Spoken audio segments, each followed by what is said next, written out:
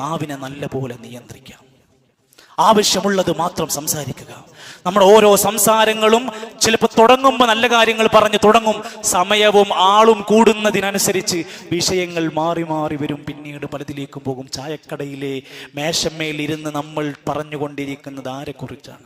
പള്ളി വരാന്തകളിൽ ഇരുന്നു കൊണ്ട് നമ്മൾ പറയുന്നത് എന്തിനെക്കുറിച്ചാണ്? ആരെക്കുറിച്ചാണ്?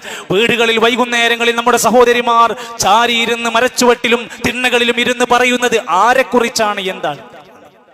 ഓരോ സ്ഥലങ്ങളെ കുറിച്ചും ആലോചിച്ച് നോക്കും നമ്മൾ. ആ നിലക്ക് നമ്മുടെ ബസ് സ്റ്റോപ്പുകളിലും കടത്തിണ്ണകളിലും ക്ലബ്ബുകളിലും ഒക്കെ ഇരുന്ന് സംസാരത്തിന്റെ തുടക്കം എന്തെങ്കിലും പൊതുവിഷയങ്ങളായിരിക്കും. പിന്നീട് വ്യക്തി കേന്ദ്രീകൃതങ്ങളായി പടർന്ന് പന്തലിച്ച് ഗീബത്തിന്റെ പുതിയ പുതിയ വേർഷനുകൾ കടന്നു വരുമ്പോൾ റസൂലുള്ളാഹി സ്വല്ലല്ലാഹു അലൈഹി വസല്ലം പറഞ്ഞു, അംസിക അലൈക ലിസാനക്, നീ രക്ഷപ്പെടണോ, രക്ഷ പ്രാപിക്കണമെന്ന് ആഗ്രഹിക്കുന്നുണ്ടോ, നാവിനെ പിടിച്ചു വെച്ചോ, നാവിനെ നിയന്ത്രിച്ചോ, നിനക്ക് രക്ഷയുണ്ട്.